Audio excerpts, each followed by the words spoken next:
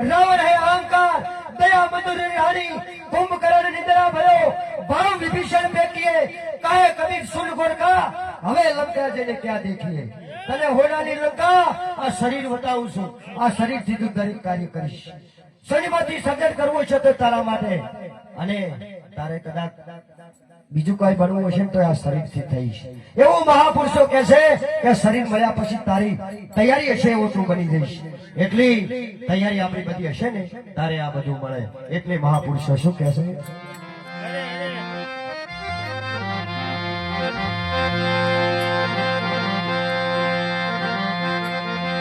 મારી શાંતિ કરણ જગ ફરાણ